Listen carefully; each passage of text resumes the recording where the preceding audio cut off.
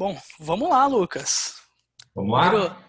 dar boa noite para todo mundo que está chegando aí para participar desse bate-papo aqui, que eu vou ter com o Lucas, grande parceiro de projeto aí, fizemos uma implementação muito bacana recentemente e a gente vai vir contar para todo mundo como que foi essa experiência, principalmente sob a ótica do Lucas, que é o nosso grande convidado de hoje.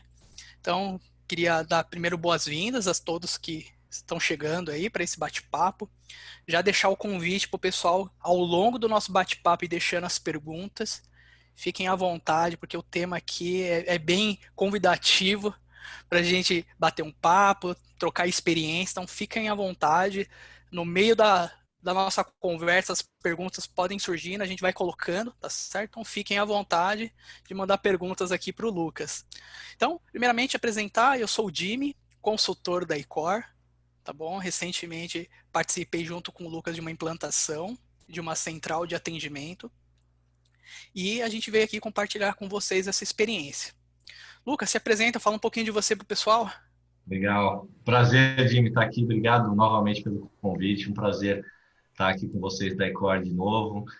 Boa noite, pessoal, todo mundo que está escutando a gente aí hoje. Hoje o bate-papo, assim como o Jimmy comentou, vai ser bem legal, né? A gente vai passar um pouquinho das experiências aí que a gente teve com esse projeto. Então, vou apresentar um pouquinho da ISS, tá? Então, a ISS, para quem não conhece, é uma empresa multisserviços, né? Então, a gente atua principalmente aí no segmento de facilities, né? A ISS fundada em 1901, há bastante tempo, né, na Dinamarca, em Copenhague, com quase 500 mil colaboradores hoje no mundo, né? Então, é uma empresa gigantesca, né? Aqui no Brasil, a gente está quase chegando a 5 mil colaboradores, atuando no segmento de facilities, então, no portfólio aí dos nossos clientes, a gente tem serviços, né, entrega de serviços como manutenção predial, manutenção é, de equipamentos, né? A gente tem também a parte de limpeza, limpeza hospitalar, né? A parte de recepção, um pouco de manutenção de áreas verdes, né? A jardinagem. Então a gente tem hoje a ISS defende por alguns anos, né, a maior empresa de serviços, né, de terceirização de serviços do mundo. E eu estou aqui mais para contar um pouquinho do projeto, né? A ISS tem um DNA bem inovador, né, no âmbito de tecnologia, de trazer soluções digitais, né? Hoje eu sou responsável pelo portfólio, né, de soluções digitais de inovação da ISS e tenho trazido, né, algumas soluções aí para dentro da companhia, envolvendo tecnologia, envolvendo transformação digital, né? Então, todo o desafio que hoje as empresas, né, as maiores empresas estão vendo, né, nesse momento de pandemia e também no retorno dos escritórios, a gente tem na SS uma área que é o Centro de Excelência, que vai trazer toda essa questão dos melhores processos, das tecnologias que mais atendem aos nossos clientes, e é um prazer estar aqui, Jim. Obrigado pelo convite novamente. Pô, é todo nosso. Vai ser muito rico esse nosso bate-papo, Lucas. Eu vou começar aqui puxando um assunto que antecede, né, o sucesso, antecede o momento que a gente está vivendo hoje, né? Hoje a gente consegue ver o que aconteceu, os frutos que a gente está colhendo com essa central de atendimento, mas vamos falar um pouquinho antes. Quais eram as dores? O que estava acontecendo antes da gente chegar com uma central de atendimento para facilitar o dia a dia do pessoal?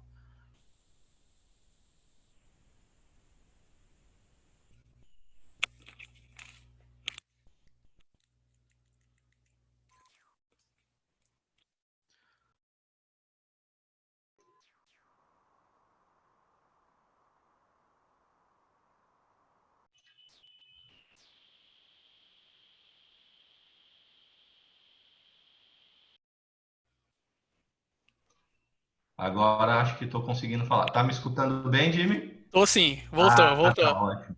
Eu estava no mudo aqui, agora eu consegui falar. Vamos lá, Boa. respondendo a sua pergunta, Jimmy. O início, né? O que a gente buscou? Como ISS, né? A gente busca sempre trazer soluções inovadoras, soluções digitais para dentro da companhia. O que a gente queria, né? A gente queria uma gestão de incidentes, né? Toda a gestão de serviço, né? Quando a gente fala de serviço, desde a abertura de uma solicitação lá do colaborador na ponta, né, até o atendente pegar aquele incidente, trabalhar e a gente conseguir ter esse controle, né, até porque o comportamento, né, das solicitações que entram quando você não tem uma central de atendimento, fica perdido, né, porque ou ela chega verbalmente ou ela chega através dos e-mails, mas você nunca consegue manter o controle e garantir que o seu cliente, né, seja o cliente final ou o colaborador que está sendo público da sua central de atendimento, está sendo bem atendido, né? Então, a maior dor que a gente tinha era não ter, talvez, esse controle assertivo do comportamento do nosso público, saber quais eram as maiores demandas, né? Saber de onde vinham essas demandas, né? Então, hoje a gente consegue ter esse mapeamento e foi o que a gente buscou no início, né? Ter a rastreabilidade do que estava sendo solicitado e garantir que a gestão do incidente desde o início, quando ele nasce, lá da necessidade do usuário até a entrega do serviço completo, está sendo 100% coberto. Então, essa foi a maior dor que a gente buscou, uma central de atendimento que nos desse essa visibilidade na questão de gestão de incidentes. Foi a maior preocupação que a gente tinha. Bacana. E eu lembro que a gente fez uma solução integrada, né? A gente buscou trazer tanto um canal único de atendimento, como também uma base de conhecimento para que as pessoas pudessem não somente reportar alguma coisa, mas também experimentar decisões passadas, conhecimentos que estão acontecendo a todo momento na companhia para realmente agregar esse valor. E assim, e que Exato. momento que vocês decidiram, né, adotar essa solução e por quê? Assim, pô, por que a gente optou em ir para essa solução com essa carinha, com essa arquitetura? A gente buscava uma solução tecnológica, né? A princípio, por esse ISS ter esse DNA bem tecnológico e voltado para soluções digitais, a gente buscou uma ferramenta que pudesse atender nesse requisito, né? Então, a escolha, né, pelo Service Desk da classe, junto com a base de conhecimento do Confluence, foi justamente por ser uma ferramenta tecnológica que possibilitaria a gente fazer todas as configurações e parâmetros, né, colocar dentro do sistema aquilo que a gente julgava que era importante. Naquele momento, gestão dos incidentes, desde a abertura até a tratativa deles, mais aquilo que você bem colocou, que é a base de conhecimento. Então, sabendo do comportamento do nosso usuário, né, do nosso público, a gente consegue balizar aquele conhecimento que a gente deixa disponível para eles através dos chamados, né? Então, uma coisa tem relação direta com outra, né? Então, a base de conhecimento que a gente começou a construir foi por conta da análise dos incidentes que a gente passou a controlar com a implantação do Service Desk. Então, hoje a gente tem um combo bem legal de fazer com que tudo aquilo que chega como solicitações, uma hora vire uma base de conhecimento e deixe de ser uma nova solicitação. Que aquela solicitação que existia antes, hoje ela é uma página dentro da base de conhecimento que o usuário pode ir lá e consultar quando ele quiser, sem a necessidade de fazer a abertura do chamado. Então, foi o que a gente precisou mesmo e enxergou na ferramenta foi justamente a capacidade, né, onde a gente conseguiria chegar explorando bem a plataforma. E foi os resultados que a gente começou a coletar logo de início. Boa. É retroalimentação, né, Lucas? Poxa, entrou uma vez, vamos aprender com aquilo e vamos manter aquilo retroalimentado. Muito bom. E aí, É Lucas? vivo, né? Exato, o tempo todo. E você, assim, como um cara de inovação nesse cenário, nesse contexto, assim, nessa busca de muitas tecnologias e o leque tá ali, né, na sua frente, um monte de opções. E aí, qual foi um fator de negócio, Lucas, que fez vocês optarem ir num caminho de ter uma solução na nuvem? Porque você poderia ter outra estratégia, mas vocês optarem para a nuvem, né? Uma solução em cloud. Sim. Basicamente, a complexidade, a baixa complexidade, viu, Jimmy? Hoje, a gente sabe que as empresas têm buscado muito, né, as plataformas em cloud, justamente por isso, pela baixa complexidade, e aí a gente volta naquele termo que é o pay-per-use, né, que é o você paga pelo que você está utilizando, né? Cada vez mais hoje as empresas buscam isso, né? E não só as empresas, né? Até o nosso exemplo, por exemplo, quando a gente quer assinar um streaming de música, um streaming de vídeo, a gente vai analisar o que a gente quer de experiência naquele serviço e vai contratar uma experiência, né? A gente contrata um certo pacote de experiência e aquela experiência está amarrada a um serviço que é cobrado simplesmente por aquilo que você vai ter de resultado que você quer.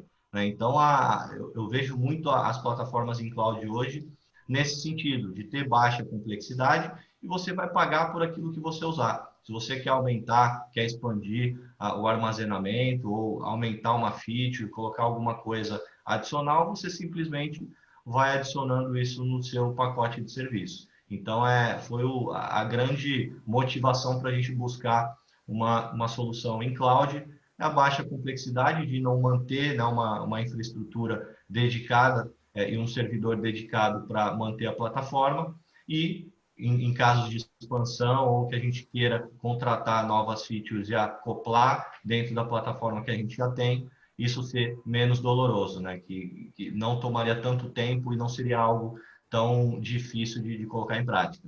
Justamente por isso. Boa, sensacional. Legal, Lucas. Agora vamos falar um pouquinho da sua experiência em relação aos desafios, né? É muito bonito quando a gente traz que tudo deu certo, né? Porra, agora a gente olha, só alegria, foi sucesso. A gente falou um pouquinho dos desafios, né? O que a gente tinha no cenário no Aziz ali, o que a gente gostaria de ter, mas e o longo, né? Teve uma jornada que a gente percorreu ali, estava junto com vocês, tive essa oportunidade e o que você poderia elencar para a galera que está aqui com a gente, assim, que tem um cenário muito parecido, tá num cenário complexo, ou seja, né, você abriu a porta da empresa para uma comunidade muito grande da ISS, são várias pessoas que têm perfis diferentes, estavam acostumados com outro tipo de comunicação, como você falou, um e-mail, um telefonema, sabe? Ali encontrar no antigo cafezinho, né? Agora não existe mais isso, podia parar no cafezinho, bater um papo, pedir alguma coisa, acabou isso, infelizmente, por enquanto. E aí, fala um pouquinho dos desafios, assim, quem está num cenário parecido, complexo, com um grande volume de pessoas envolvidas, assim, quais foram os desafios que você pode elencar para a gente? E o desafio nosso de estar 100% relacionado com o que você falou, né, que foi a aderência. Né? Hoje, como você bem colocou, às vezes é um cafezinho, você toma com a pessoa e você pede algum favor ou alguma necessidade que você tem para conduzir alguma ação dentro da empresa. Você manda um e-mail para a pessoa e já espera que ela resolva aquele problema. Quando ela demora muito para resolver, você já acha que ou ela não está querendo fazer aquilo. Então, gera algumas questões que, quando você passa a utilizar uma ferramenta que é a central de atendimento digital, né, uma plataforma tecnológica para fazer a gestão dos incidentes, você tem que garantir que a aderência ela vai acontecer, né, porque ela é difícil, você vai mudar uma cultura. Né? Toda mudança ela é difícil e o ser humano ele já é resistente por natureza. Né? Então, se ele está fazendo aquilo ali todos os dias, você pode até mostrar que inicialmente aquilo vai ser melhor para ele, mas ele é resistente por natureza. Né? Então, é difícil de você garantir que o processo seja aderente, que ele comece a seguir. E falando do Service Desk, né, do portal de atendimento, é justamente isso. Doutrinar aquele público que não tinha uma plataforma de atendimento de chamados, né, de atendimento de incidentes, a passar a fazer qualquer tipo de solicitação para o time responsável através de um ticket, de um incidente registrado. Então, muitas vezes no início acontece que ou as pessoas pensam que é uma questão que você quer burocratizar o processo, né? A gente escutou bastante isso, né? Então, algo que você faz em pouco tempo, por que eu preciso fazer a abertura de um incidente para trabalhar isso, né? Então, se você não tem você não consegue doutrinar o público dessa forma, você não consegue medir no final. Né? Então, a grande sacada de ter a medição, de ter o analítico para você trabalhar esses dados, é justamente você mapear na fonte.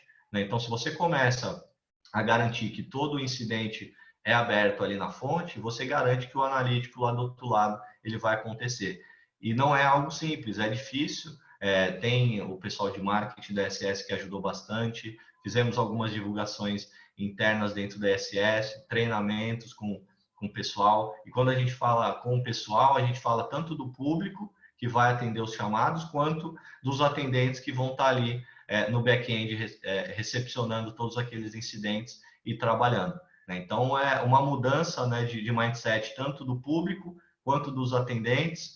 Né? Então, foi a maior dificuldade que a gente teve. Hoje, com o passar do tempo, você acaba convencendo de que é o melhor dos caminhos, né, de você ter tudo isso registrado, e não só pelo fato de você ter os dados para analisar. Né? Se a gente for olhar pela perspectiva do colaborador, do público, eles vão conseguir ter o acompanhamento em tempo real dos chamados deles. Então, eles vão estar respaldados dos SLAs que a gente vai colocar dentro daquele incidente. Então, ele coloca um chamado, né, na fila de atendimento, já startou o reloginho do SLA, passando aquele reloginho, né, passando um tempo coerente que o atendente deveria estar respondendo, ele pode cobrar, ele pode escalonar aquele problema. Né? Então, não só o atendente e a parte de analíticos está bem respaldada, mas o colaborador, o público na ponta também, por fazer esse acompanhamento em tempo real dos chamados. Boa, sensacional. E só lembrar aqui, Lucas, tem muita gente conectada com a gente. Pessoal, fiquem à vontade, mande perguntas, tá? Que o Lucas aqui é fera. Vai nos ajudar bastante. Quem tiver um cenário parecido, tiver qualquer dúvida, vai mandando que a gente vai encaixando aqui as perguntas, tá bom? E Lucas, né, a gente olhou para todo esse cenário, né, falamos lá dos desafios iniciais, falamos um pouquinho das decisões para chegar até essa solução, né, esse combo, como você bem mesmo disse, e fala um pouquinho agora como que foi o processo de implementação. Vocês pegaram, tiveram uma ideia única e já colocaram em prática, foram amadurecendo, como que foi o processo de implementar isso? Uhum. Na verdade, foi simples, tá, Jimmy?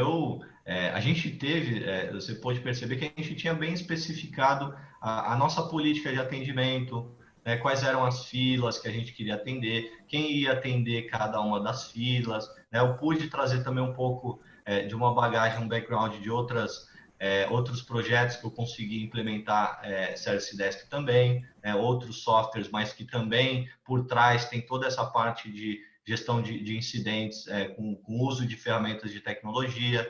Né? Então, eu pude trazer esse background juntando com uma boa especificação que a gente teve, foi tranquilo. A gente simplesmente conseguiu transmitir a especificação que a gente tinha para vocês e, em conjunto, né, a equipe formada, a gente começou a trabalhar na construção e nos ajustes ali de algumas arestas que foram ficando. Mas eu acho que a facilidade, não diria facilidade, mas o fato de não ter tantos problemas, não ter tido tantos problemas no processo, foi por conta de estar bem estruturado o que a gente precisava. Então, por mais que a ferramenta era nova, o sistema ninguém da SS conhecia, mas a gente já sabia onde a gente queria chegar. Né? Então, o resultado ele já estava bem claro na cabeça de todos os envolvidos. Então, a gente colocou isso em forma de especificação e conseguiu passar para vocês para que isso fosse possível. E pegando também um gancho de que a gente já tinha uma central de atendimento implantada, né, que foi em conjunto ali, tanto a do Centro de Excelência quanto a central de TI. Então, a gente pôde unir as forças e conseguir fazer um trabalho sem muitas dificuldades. Eu acredito que foi uma junção de vários pontos que fez a gente ter um pouco de facilidade e não ter enfrentado tantos obstáculos no processo. Bacana, Lucas. Realmente, a gente experimentou ali lições aprendidas, né, de um Exato. portal feito anteriormente. Com certeza teve muito aprendizado ali sobre como se relacionar com as pessoas, se relacionar com realmente, porque a gente está falando, pessoal, isso que é uma parte interessante aqui, o Lucas falou bastante agora há pouco. Que a gente tem primeiro aquele público que realmente aquele que vai abrir uma solicitação, cara, que muitas vezes, né, Lucas, é até difícil a gente criar essa persona, porque ela não tem um estereótipo simples de, legal, vamos desenhar aqui uma persona que vai estar do outro lado da linha abrindo esse chamado. E a gente tem do outro lado o atendente. Então, assim, são duas pessoas que, assim, vamos falar muito, estão fisicamente distribuídas no Brasil, às vezes até em outros lugares do mundo, e estão se relacionando. Eu vou fugir um pouquinho aqui do script, Lu. Como que foi essa dificuldade em relacionar a uma experiência dessa central de atendimento, buscando essa persona, e se foi possível ter uma persona para vincular isso? É difícil, Jimmy, igual você colocou. É muito difícil porque se a gente pensar nos públicos, a gente pode ter públicos variados. A gente tem o público lá da ponta, que às vezes é a nossa operação, que muitas vezes tem o celular, mas só utiliza o WhatsApp ou utiliza ferramentas básicas no celular.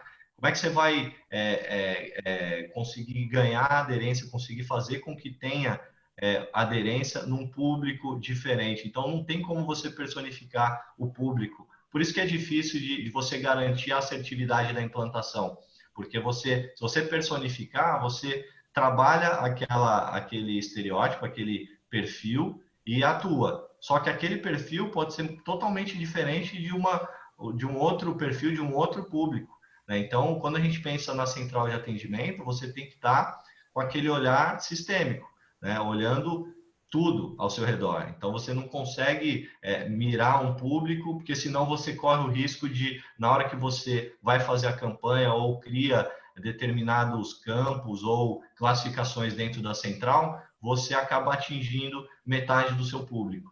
Então, eu acredito que é muito melhor você analisar o que existe, o que vai ser seu público e trabalhar a melhor forma de atendê-los, do que você ter a ferramenta, já pensar no público ideal e trabalhar somente nesse público ideal, porque é variado, né? A gente não consegue prever o alcance que uma central de atendimento pode ter. Ela só depende do quão longe a gente quer chegar, né? Porque a ferramenta ela chega, igual você bem colocou, né, Jimmy? A gente pode estar aqui se relacionando com o Service Desk do outro lado do mundo e vice-versa, né? Então, não tem como você prever e personificar um público ideal ou um público que vai ser mais fácil trabalhar do que outro na questão de aderência. É bem difícil, mas, de certa forma, considerar o todo, uma visão bem holística mesmo no sentido, no cerne do significado, eu acho que é o melhor dos caminhos.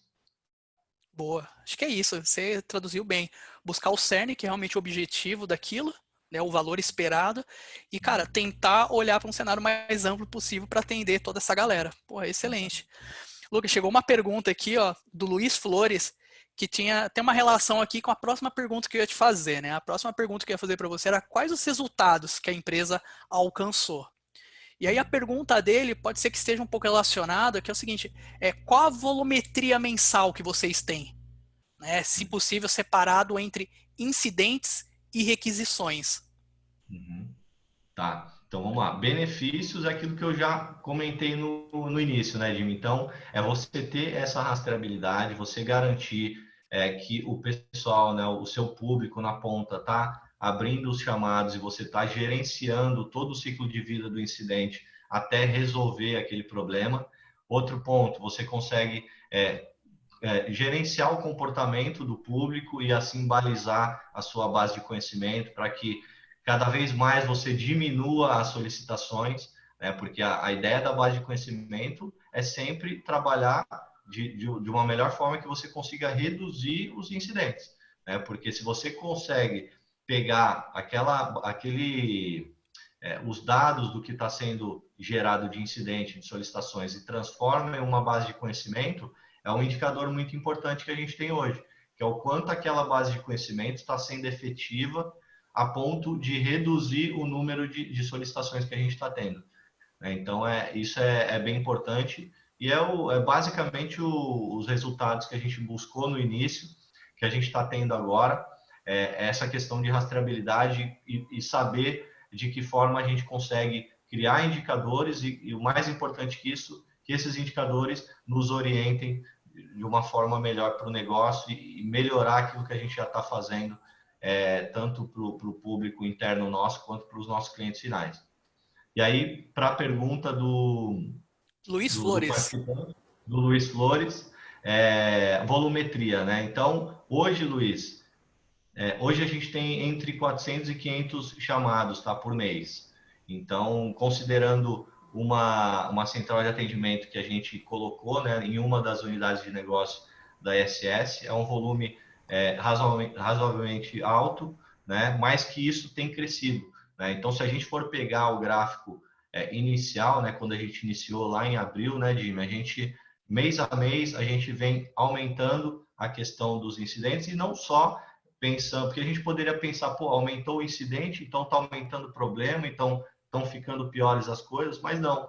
Se você pensa que a aderência está sendo maior, que o público que você está alcançando hoje é maior, automaticamente o número de solicitações também vai aumentar, né? Então, uma coisa acaba puxando a outra, né? Então, falando de volumetria, seria mais ou menos essa média, mas que por conta da aderência, né, ter tido um aumento bem expressivo desde abril, quando a gente iniciou, até hoje, eu acredito que tende a subir, mas a gente sempre mede esses dois lados, né?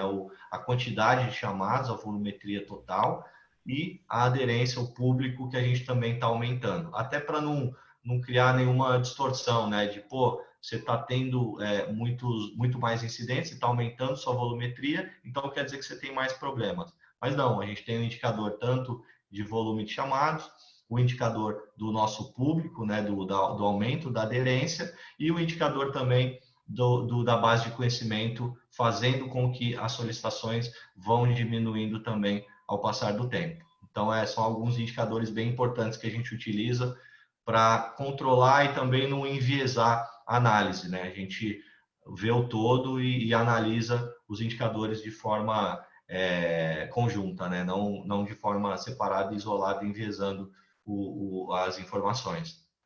Boa, Lucas. Você tocou num ponto importante que não é somente quantificar, né? E sim buscar qualificar também e olhar a qualidade daquilo que está acontecendo. Então, acho que dois pontos importantes você trouxe. Primeiro, que o aumento não quer dizer que tem um problema acontecendo, mas sim uma aderência, isso é super positivo, porque justamente a gente quer se comunicar com aquele público, então se estão abrindo chamado, porra, legal. Em seguida, a gente está aprendendo o que realmente eles estão perguntando, o que eles estão pedindo, o que está acontecendo no dia a dia deles. E aí, Lucas, para complementar essa questão, como que tá hoje, assim, mais ou menos, a questão do NPS, assim, acontece o atendimento, tem ali o retorno, o feedback da qualidade, essa feature aí o pessoal tá gostando para medir essa qualidade de fato? Isso tem sido assim espetacular. A gente até faz, a gente fez recentemente, quando a gente atingiu um patamar de chamados, a gente fez uma celebração mesmo para juntar o time, né? Passar que a gente chegou nesse patamar, que teve essa quantidade de chamados atendidos. E um dos indicadores que foi levado também foi esse de satisfação do usuário, né? Que é uma feature fantástica, né? De forma muito rápida, seja pelo e-mail, ou seja, pelo próprio chamado, o usuário consegue avaliar ali o atendimento e a gente tem tido indicadores aí bem importantes. E não só vendo o todo, né, mas a gente consegue analisar o atendente ou o time em que ele cuida ou uma fila específica. Então, a gente consegue criar alguns critérios de avaliação, não só pensando no todo, né, no quanto no quão positiva tem sido as avaliações da central de atendimento, mas a gente quebra em níveis menores, seja pelo atendente, seja por uma categoria de chamado, seja por um tipo de issue, se é um erro, se é uma solicitação ou o que quer que seja, e a gente consegue fazer algumas análises bem interessantes, né? Por exemplo, eu tenho, quando eu falo de incidentes, eu tenho um nível de satisfação, quando eu falo de solicitações, eu tenho outro. Por quê? A gente começa a se perguntar e a gente tem insights bem importantes quando a gente começa a analisar a fundo esses dados, né? Porque você começa a fazer umas correlações bem legais no sentido de tirar alguns insights para trabalhar nas melhorias, né? Então, é um indicador fantástico, é fantástico. Boa. Porque assim, são justamente esses dois públicos que tem que ter atenção, né? Quem está abrindo e quem está atendendo. Porque os assuntos, conforme você descobre o que eles estão perguntando, quais são os problemas, a gente tem que qualificar também quem está do lado de cá para responder de uma maneira mais assertiva. Pô, show de bola, Lucas. E aí você deu um gancho bacana para uma pergunta do Lamec Oliveira. Você falou, acho que a pergunta dele é o seguinte: como vocês organizaram o catálogo de serviços na cloud? Ou seja, você já deu dois spoilers aí, você falou que tem alguma coisa relacionada a incidentes e outras a solicitações. Como que foi mais ou menos essa organização desse catálogo? Então, como a gente já havia especificado, né, então a gente tinha isso já bem estruturado, porque basicamente o que a gente colocou de catálogo de serviços eram os incidentes, né, então a gente tinha lá uma parte onde eu falava de incidentes e uma parte onde eu falava de solicitações. Então, com SLAs distintos, né, então a gente configurou de forma separada, né, individualizada, o que era solicitação e o que era um incidente. Né? De acordo com as criticidades, também a gente conseguiu ter os indicadores que são importantes para medir também.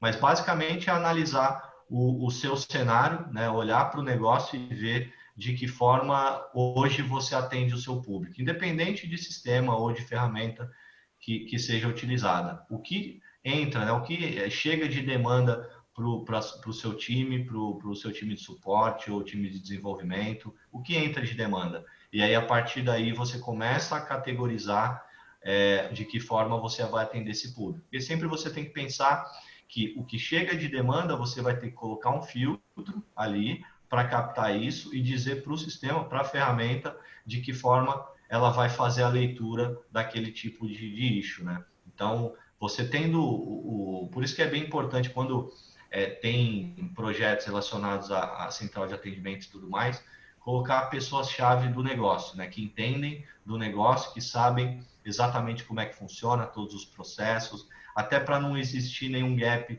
que não seja mapeado ali no projeto. Então, é bem importante e a gente, como já tinha isso bem especificado, né? Então, a gente conseguiu passar toda a informação e o catálogo de serviços que a gente atenderia de forma bem clara e aí ficou fácil na hora de colocar em prática. A gente já sabia as nossas demandas, a gente transformou aquelas demandas em issues, que seriam as categorias dentro dos chamados, né, dos tickets, que seriam classificadas depois e teriam os SLAs aí separados. Basicamente o que a gente fez. Boa, Lucas. Show de bola. E eu lembro, Lucas, de um critério ali muito importante de aceitação quando a gente construiu essa central, que era diminuir ao máximo a complexidade para quem está abrindo. Uhum. Né? Ou seja, a gente poderia sair dali com um catálogo super complexo, enorme, que poderia ser muito bom para quem atende, mas poderia ser muito complicado para quem abre. E eu acho que esse pulo do gato, que nem você falou, é muito importante quem entende do negócio. Então, essa baliza para a gente se concentrar. Cara, quem que é o meu objetivo? É quem vai abrir, não é? Pô, então vamos facilitar para esse cara. Aqui dentro de casa a gente tenta manipular a fila da melhor maneira, joga para lá, para cá, porque a gente, teoricamente, é quem vai ajudar quem está abrindo essa solicitação. Então, isso eu lembro que, assim, foi um dos requisitos super importantes que eu acho que agrega muito, né, para quem está nos ouvindo aqui. Sempre pensar, né, acho que a gente falou muito disso durante o projeto, de, poxa, quem que a gente quer dar atenção?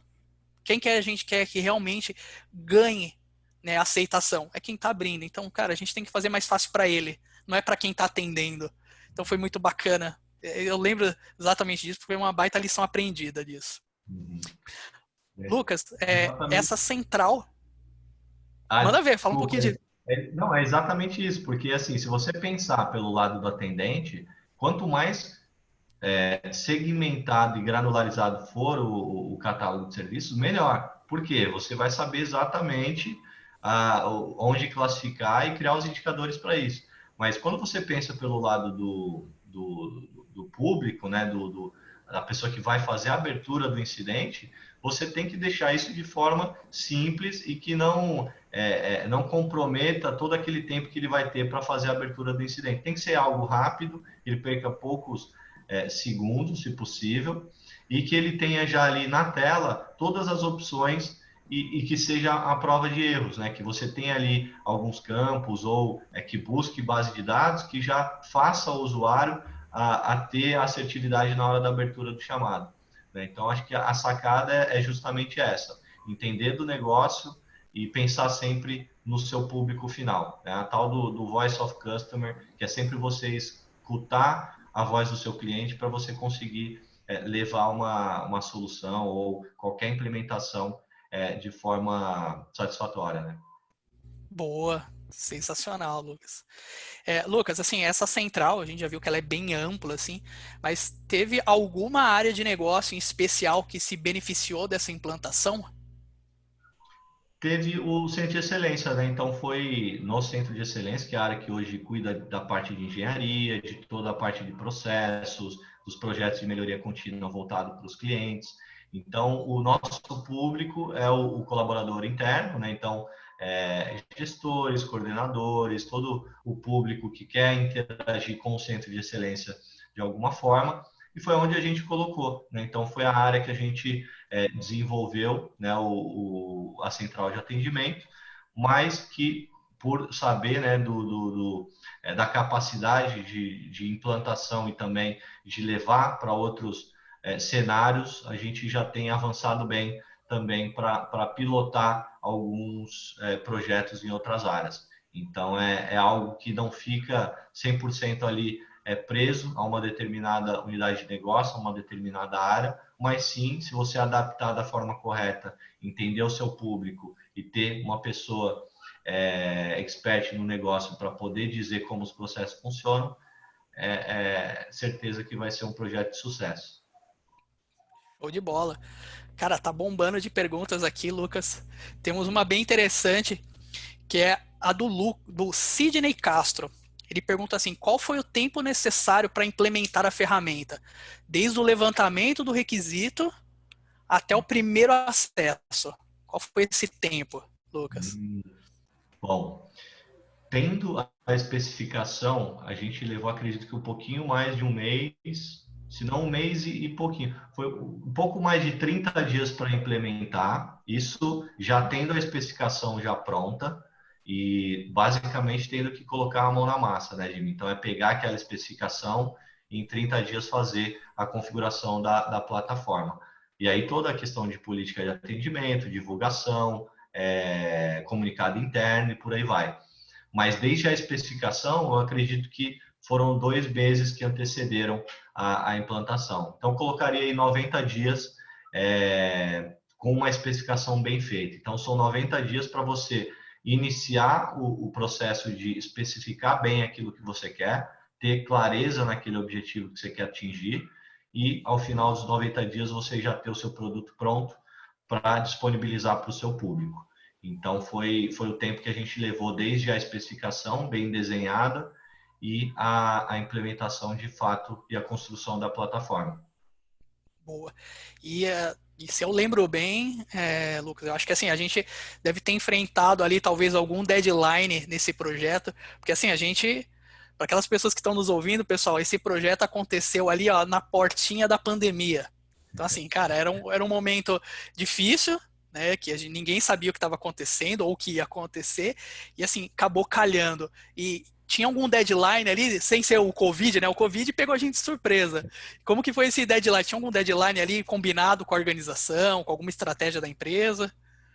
A gente tinha, até pensando no projeto que a gente colocou, de um mês, né? Então, a gente tinha 30 dias para fazer a implementação, então a gente perdeu bastante tempo fazendo a especificação, até para ganhar tempo também na parte de implementação. Então, o deadline para a implantação, de fato, de fazer, né, do início da construção da plataforma até o Go Live, foi de 30 dias. Mas, fora isso, teve todo um trabalho interno que a gente fez e especificar bem o resultado que a gente queria para que nesses 30 dias não houvessem mais trabalho de especificação. A gente, no máximo, faria ajustes, no máximo, testaria e depois ia verificar se precisava ser mudado alguma coisa, mas os 30 dias foi para, de fato, iniciar a construção e entregar. Mas, lembrando, pessoal, a gente tem todo um trabalho de especificação que não pode ser esquecido, né? Você tem que saber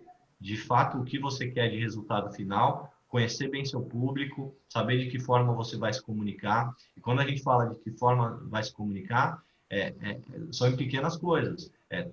Um label, talvez, que você vai colocar no formulário do colaborador, que tem que ser simples o suficiente que ele bata o olho e saiba exatamente o que você quer colocar, ou do lado do atendente, um outro campo que você coloque para ele identificar alguma categoria, alguma coisa, que também seja simples o suficiente para ele bater o olho e ele saber do que aquele colaborador, do que aquele usuário está falando, né? Então, é um trabalho, eu acredito que o maior tempo que a gente gastou foi em especificar do que, de fato, implementar, né? Então, a gente teve um trabalho grande de especificar antes, e aí quando tinha todo o projeto já ali no papel, né, no desenhado, né, os processos do fluxo de atendimento, da política de atendimento, é uma questão de colocar em prática e ver os resultados. E aí, claro, depois de colocar em prática, os ajustes eles passaram a acontecer também, mas a gente já tinha startado. Então, não foi algo que comprometeu o deadline. A gente conseguiu, nesses 30 dias, nesse time box, entregar o projeto, e aí depois foram ajustes que não... ter a operação já funcionando, o Go Live já ter sido startado, não comprometeu qualquer ajuste que deveria ser feito depois. A gente conseguiu fazer e continua fazendo, né? Hoje é uma ferramenta que a gente revisa, coleta os feedbacks, a gente está sempre em contato com o público, né, para sempre ajustar alguma coisa, colocar um campo novo, entra algum serviço, um catálogo diferente que a gente vai colocar, a gente adiciona lá dentro do formulário, é criada uma área nova ou uma especialidade nova, algum setor novo, a gente tem que colocar lá dentro também, colaboradores, né, que a gente tem que consumir a base para colocar lá e está disponível para eles selecionarem algum tipo de opção, também é feito. Então, é algo que eu digo que é vivo. Por mais que você coloque lá, não é engessado a ponto de você implantar e nunca mais ter que se preocupar com aquilo lá. Você tem que estar sempre revisitando. Acho que você vai concordar comigo, né, Di? Você vai Sem estar dúvida. sempre revisitando, sempre coletando os feedbacks, até pegando essa questão do Agile, de você estar sempre melhorando o seu produto continuamente, eu acho que cai bem, né? Porque a gente está sempre avaliando as expectativas, as necessidades, os insights, para melhorar o nosso produto, que nada mais é do que uma central de atendimento que vai atender públicos variados, falando sempre de gestão de incidentes, né? Então, é um pouco do resumo aí do deadline que a gente tinha e de que forma a gente conseguiu cumprir sem nenhum obstáculo, né? A gente conseguiu cumprir bem nos 30 dias. Excelente. Eu acho que é evolução, né? Manter a evolução constante da central. Porque, querendo ou não, é algo que, por mais que a gente levou um tempo a mais ali pensando, né, desenhando um pouco mais ali, dispensou um pouco mais de energia para pensar naquilo, quando você acerta é muito melhor, porque imagina, você lança uma central de atendimento para um público gigantesco. Cara, às vezes qualquer erro que você tenha que desfazer, você perde o engajamento. Porque o cara entra hoje e tem uma cara. Se amanhã ele entrar mudar a cara daquilo, poxa, o que ele estava aprendendo, já a curva dele já caiu de novo. Então, cara, acho que foi muito bacana dispensar essa energia entendendo o problema, entendendo um melhor cenário, porque daí é tiro certo e dali para frente é evolução. Pô, bom ponto. Excelente, Lucas. Tem mais uma pergunta aqui do Luiz Flores. Ele perguntou o seguinte: foi explorado algum cenário de resolução automática para algum chamado? Resolução automática, sim. Por exemplo, Luiz, é uma boa pergunta, porque de experiências que eu já tive com outras plataformas de chamados, ferramentas digitais que têm o mesmo objetivo, é uma questão que todo mundo vê que realmente é preciso ter automações dentro de fluxo de trabalho e gestão de incidente, mas que nem todas as plataformas, nem todas as empresas que hoje possuem algum software de gestão de incidente possuem, né? Então, quando a gente fala de automação, né, de resolução chamados automáticos, o que a gente colocou, sendo bem prático?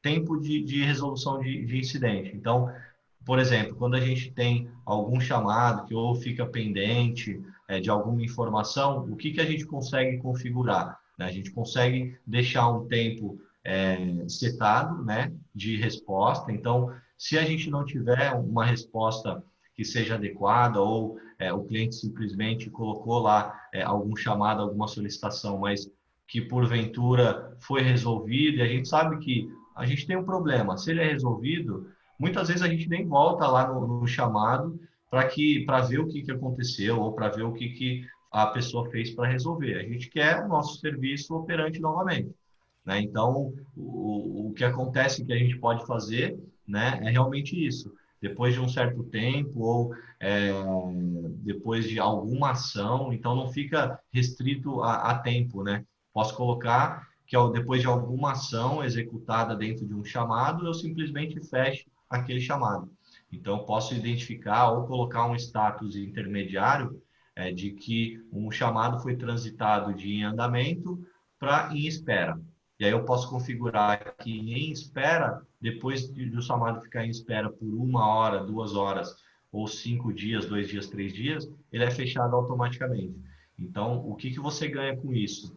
Na questão do atendente, que ele precisaria, se não houvesse essa automação, ele precisaria entrar naquele chamado, ver se teve a resposta, se não teve, ele contabiliza se é um tempo que passou e que ele deve ou pode fechar o chamado, ele vai lá e fecha.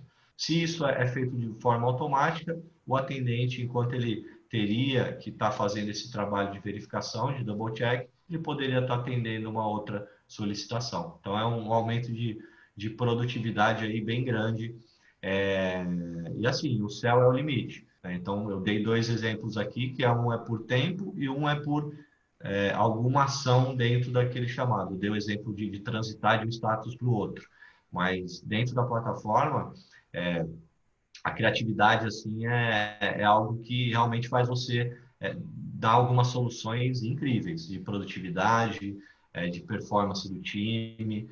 Basta você entender como ela funciona, a área o módulo, né, a feature de automação, e configurar da forma que você quiser. Então, a gente utiliza bem essa questão de automação e encerramento de chamadas de forma automática. Boa. E é muito importante, né, Lucas, para a gente fazer isso, entender o que de fato a gente pode automatizar, sem perder a qualidade, sem ser resposta automática para qualquer coisa e sem encerramento automático para qualquer coisa, senão a gente perde, que nem você falou, eu tenho dois indicadores, tem um lado de cá e o lado de cá. Né? O meu cliente ali, será que está sendo bem atendido por uma resposta automática?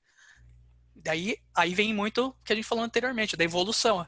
É dia a dia, é revisitando, aprendendo e melhorando a eficiência operacional daquilo, mas com a qualidade sempre ali no radar, não perder ela. Sensacional. Outra pergunta do Paulo Rossi. Houve alguma implementação específica para diferenciar a abertura pelo próprio cliente, né? Ou pela pessoa do atendente? Ou seja, ou tudo é feito pelo portal do cliente? Tudo é feito pelo portal do cliente. Hoje a gente não disponibiliza uma abertura pelo atendente. Tanto que quando o atendente precisa abrir um chamado, ele vai, sei lá, abrir para uma outra pessoa ou vai abrir um tipo de chamado lá que ele mesmo quer abrir, ele tem acesso de atendente, só que por definição de processo, nada entra na central de atendimento a não ser pelo formulário do portal. Então, a gente definiu que tudo vai entrar pelo portal. Então, ele não consegue abrir diretamente ali da fila de atendimento. Então, todo chamado é aberto pelo portal. Então, não tem diferenciação. Tudo chega pela mesma origem. Boa. E aí, tendo em vista tudo isso, ô Lucas, fala um pouquinho agora como que foi essa transformação tanto da sua vida ali, né, como principal cara de inovação, cara de negócio ali na frente, como também do negócio, né, pós a implementação do projeto. Uhum.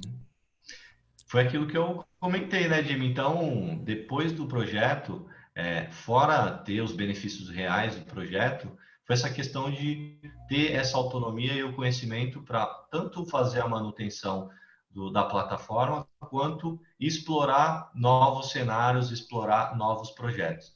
Né? Então, isso a gente tem levado. Então, cada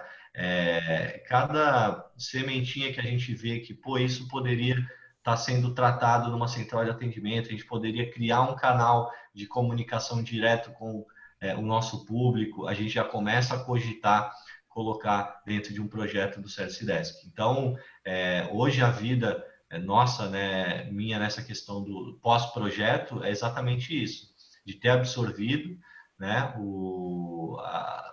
as lições aprendidas e toda a questão técnica de manter, né, a administração de uma plataforma, de poder enxergar novos caminhos, porque é o que eu faço, né? Minha função é enxergar soluções, seja do mercado ou dentro de casa, para beneficiar os nossos clientes e as nossas operações. Então, é o que eu tenho feito com o que eu adquiri, né, com vocês, com todo o suporte da Ecor, e também com o que a ferramenta por si só ela já entrega. Né? Então, a gente hoje consegue olhar novos cenários e novos projetos com resultados incríveis e de forma fácil, né? A gente é simples. Hoje você criar um projeto, quando, claro, você já tem um conhecimento técnico suficiente para garantir que você não comprometa outros projetos já existentes, que isso é bem importante, né? Você Sinergia, consegue né, Lucas? trabalhar paralelo. Exato. Porque da mesma forma que você pode usufruir o benefício de compartilhar itens e dados do outro projeto, você corre o risco de fazer qualquer coisa que comprometa outros projetos. Então, quando você cria um ambiente à parte, né, até entrando um pouco na parte técnica, os templates, as telas, quando você cria tudo, o fluxo de trabalho, quando você cria paralelo, você trabalha como se fosse um ambiente de homologação à parte. Né? Então, você tem ali um ambiente que você pode ir criando suas telas, pode aproveitar um campo, desde que você não altere, mas você pode criar. Né? Então, sendo criativo, sabendo o resultado final que você quer alcançar, são resultados incríveis assim que a gente consegue ter. Então, hoje a gente está nesse momento de absorver de fato o valor agregado da ferramenta, pensando em outros cenários que não aquele que a gente já implantou. Sensacional.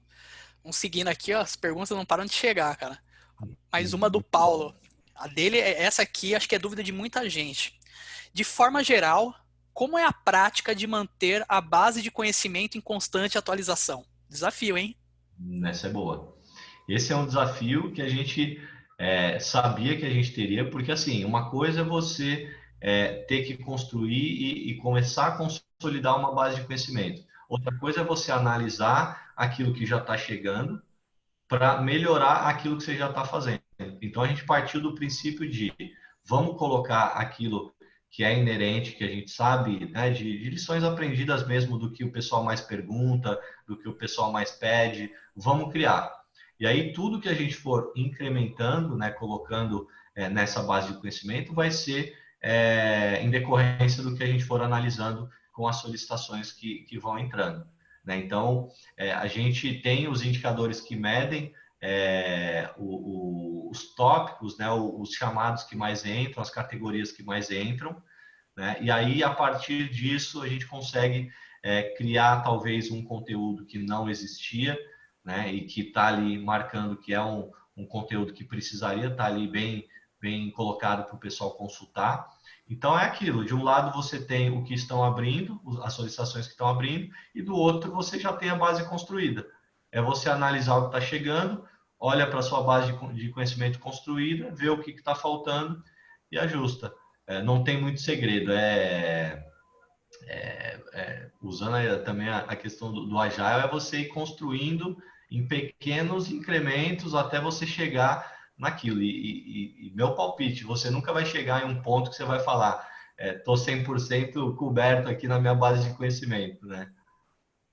Verdade, por maior que seja ela, cara, é inesgotável as possibilidades, cara. E é bom, porque quer dizer que assim, os negócios da empresa estão se diversificando. Os assuntos dentro da companhia, os problemas, ou seja, a gente está encontrando novos cenários, com isso gerando novos problemas, e com isso, nova retroalimentação da base de conhecimento. Fantástico. Excelente. Tem outra aqui do Ronaldo Pereira. O seu projeto teve alguma implementação de integrações com serviços externos? Por exemplo, um robô que faz cadastro de usuários automaticamente no AD? Não. A gente teve, na verdade, só uma consulta de base de dados dos colaboradores. Né? Então, por exemplo, para facilitar uma abertura de um chamado, de um preenchimento de um formulário. Então, a gente não teve uma integração nesse nível. O que a gente teve foi a consulta de uma base de dados já existente de outro software para colocar ali essas opções para o colaborador preencher. Então, o máximo foi pegar bases de softwares que a gente já tem e colocar disponíveis, né, dentro do formulário para que seja mais rápida e assertiva também integrada, né, o preenchimento com base naquilo que os outros sistemas, seja de gestão, do RH ou de qualquer informação que a gente precise colocar no formulário, seja consumida. Mas fora isso, a gente não teve nenhuma integração, pelo menos por enquanto, né? É uma coisa que, se surgir uma necessidade, a gente enxergar algum potencial de alguma integração, né, que seja bem importante, é algo que vai ser colocado. Por enquanto, a gente tem essa questão de facilitar o formulário e as automações, né, os robôs que a gente configura propriamente na plataforma, né, para facilitar o trabalho do time e também captar informações de forma mais rápida. Então, basicamente as automações que a gente colocou e as integrações simplesmente nos formulários para facilitar as aberturas. Boa. E é legal que a gente percebe nessa sua fala, Lucas, o quanto a ferramenta, de uma forma quase que nativa, né? Como saiu ali, subiu uma instância ali, apareceu para mim, como ela tem um potencial muito grande e assim dispensa muitas vezes complexidade, porque ela por si só já vem uma caixa de ferramentas que ajudam a gente a criar um cenário que atende uma gama muito grande de serviços e com uma complexidade baixa, correto? Que, você pode evoluir ela constantemente. Acho que é bacana esse ponto, né? De quanto mais difícil de implementar, mais difícil ter a resposta para o nosso cliente. Eu acho que ter essa facilidade, essa resposta rápida, com menos complexidade, ajuda muito. Excelente. Mais uma pergunta aqui, a gente já está caminhando para os 3 minutos finais, Lucas.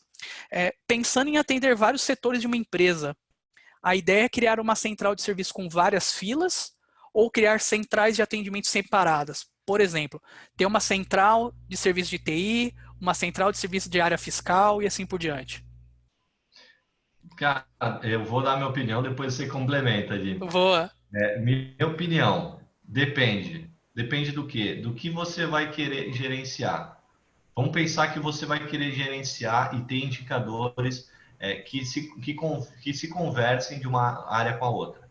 Então, por exemplo, você quer saber se a sua área de RH, o indicador, sei lá, de produtividade do atendente, comparado com a outra área, sei lá, do time de operações ou qualquer outro time que tenha uma central de atendimento também.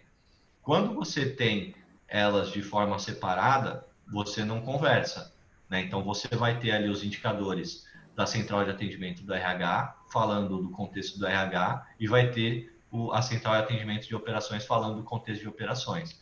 Se a ideia é que você tenha isso concatenado de forma que você analise os dados e o resultado, seja de performance, de quantidade de chamadas, volumetria e tudo mais, de forma conjunta, você vai ter que criar uma central de monitoramento, uma central de atendimento, onde lá dentro você vai fazer as categorias, vai criar o seu catálogo de serviço, segmentando as áreas que você vai querer criar as possibilidades de abertura de chamados.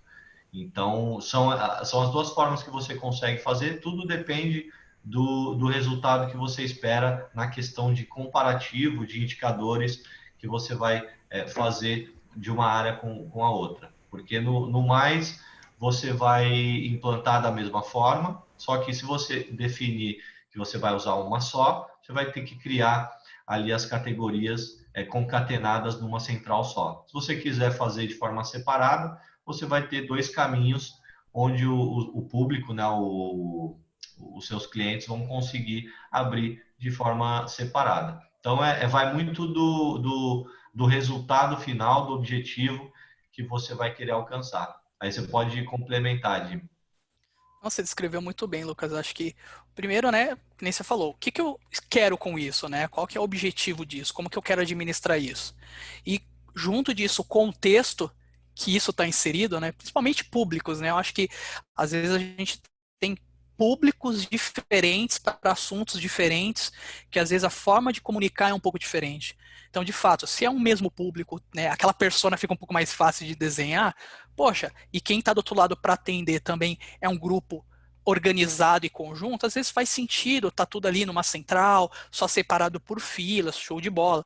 Mas muitas vezes nem sempre isso é possível, né? Porque eu quero atingir públicos diferentes, é necessário muitas vezes, e também quem atende está de forma separada, organizada de forma separada, tem outras complexidades, como você falou, né? Quando eu tenho uma central de atendimento apartada talvez de uma outra, você tem uma flexibilidade maior de ajustes, mexer num workflow, mexer numa tela e sabe que não haverá um impacto, talvez numa outra central que esteja ali próxima. Então, assim, eu acho que não vai ter bala de prata, né? Infelizmente, a gente não vai conseguir responder para o Paulo o que é melhor. Acho que ambas atendem, mas, de novo, vai valer muito do contexto e vai valer muito do resultado esperado, como você disse. E até, Lucas, ó, e até pegando o gancho do contexto, né, de me sim, imagina quando você tem um público de um cliente ou um público mais corporativo que tem um nível de instrução, e aí você vai talvez ter um público com um nível de instrução um pouco menor, um público que talvez não tem tanta familiaridade com as tecnologias. Se você coloca numa central de atendimento integrada, né, única, você corre o risco de você ou criar os labels e todo o formulário muito sofisticado para o cara que está lá né, na ponta, ou então pouco sofisticado ou talvez muito simplista para o cara que está ali no corporativo ou, sei lá, qualquer outro público diferente do público de operações ou qualquer outro público. Né? Você tem só um exemplo, mas para a gente ter essa ideia do quanto o contexto ele vai definir se é melhor você tomar uma decisão ou outra, né? sem dúvida. Maravilha. Lucas, cara, assim, ó, uma hora passou voando, a gente nem percebeu, já é 7:02, já passamos 2 minutos. Acho que a gente atendeu as principais perguntas que nós tínhamos.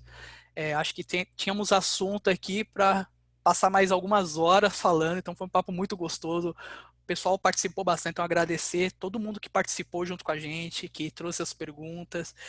Espero muito que a gente tenha contribuído, né, principalmente o Lucas, com a experiência que ele teve para futuras implementações, futuras ideias, cara, que isso abra, né, o mundo de possibilidades do Omnichannel, de, cara, afunilar, trazer experiência para o nosso cliente, para o nosso usuário, para aquele público que a gente quer atender. Acho que a mensagem que você trouxe foi muito bacana, Lucas. Então, brigadão, né, primeiro por todo mundo que participou.